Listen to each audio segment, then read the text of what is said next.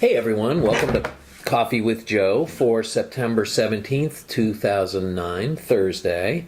Joe, what would the advantages be of the government issuing our money debt-free as a money monopoly, basically? Right. There's kind of two components of it, Pete. One is that we would have a permanent money system with the government monopoly, which is very important. Okay. We don't have a permanent system now. Oh, no. Why do you say that? Well, because right now the banks create money as a debt, and that's how the money is created. Debt's paid off, the money is extinguished. How much money we have, is determined by demand, the demand for loans and, the need for increasing the demand for loans continually. So what we need to do is to really have a money system that serves the proper mechanics, which is provide a means of exchange for the economy. And You mean the money would be permanent? The Yeah. money wouldn't come and go the way it does now. That's right. The money Be would created and be destroyed the way it is now. That's right. That's right. And because when you destroy it, you have to make up for it. Okay. So you have to create new loans. With a government issue money system where money is not created as a loan, you can provide for that permanent money system. You can provide for the fact that, we take it for instance of our $14 trillion economy, that we think that it should grow at between 2 and 3%. And you have there, your $350 billion, need for new money in order for the economy to grow. Now, if we rely upon $350 billion being roughly 3% of our $14 trillion economy. Right. It's actually a little less than that. Right. Yeah, somewhere between 2 and 3% of our $14 trillion economy would need $350 billion in new money every year to keep from having deflation. to keep from having deflation and limiting that to keep from having inflation, limiting to that to keep from having inflation. Yes.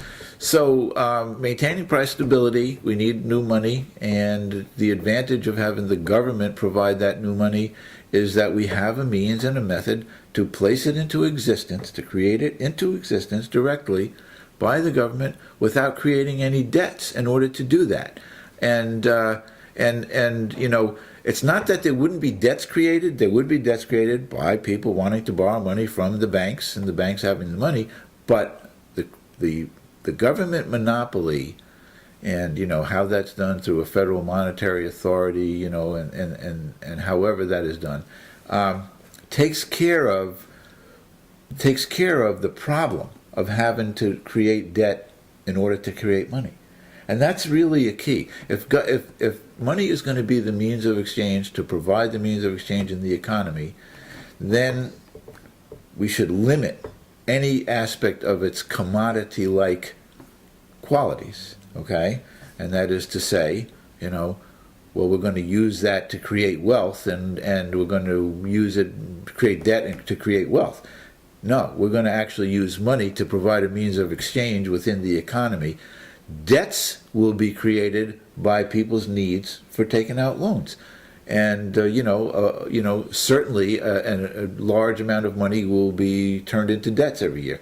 But the government's creation of the monopoly provides stability, a stable means of introducing that $350 billion every year without consequence to the debts. And I'm just going to contrast that right now, Pete, where we are right now. A big part of why the economy can't move forward is because the banks are not willing to make loans. Because why not? Because the people are losing their jobs and they're losing their wages, so the banks won't make loans. And you can see we're kind of in a spiral. We're kind of in a spiral that's caused by the debt nature of money. And contrast that with the fact that regardless of how much of any economic activity is going on right now, if we had a stable source of money, that stable source of money would be created without regard to whether people want to take out a loan or not. Exactly. And the people have become risk averse. People have become more savings oriented. All of these contribute in the debt money economy to a worsening situation.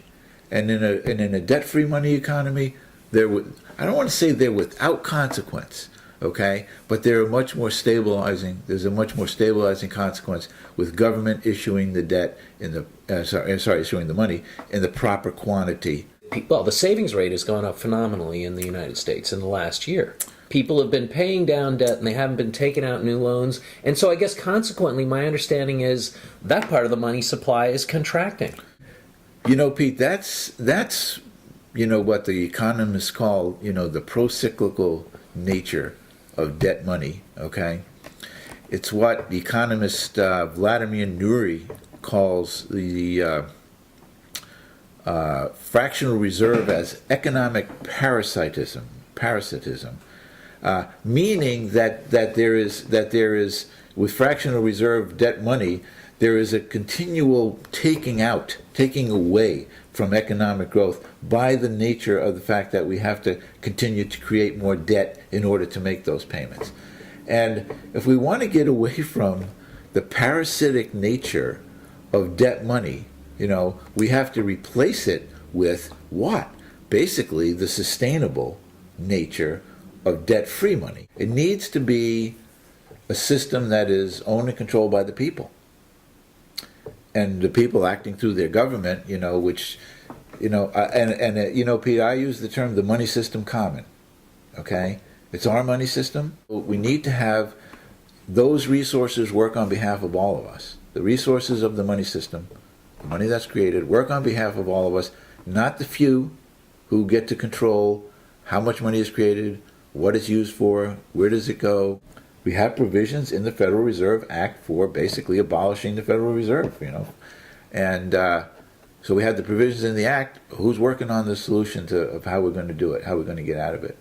And those are the things that we need to be talking about right now. Well, I think we'll leave it there for this week's Coffee with Joe, September 17th, 2009. Well, actually, next week we are going to be at the American Monetary Reform Conference, put on by the American Monetary Institute. So we'll be checking in from there. I don't know if we'll be set up to do video, but we'll be checking in with some blog posts there. So thanks for looking in, and we'll see you next week. On to Kettle Pond.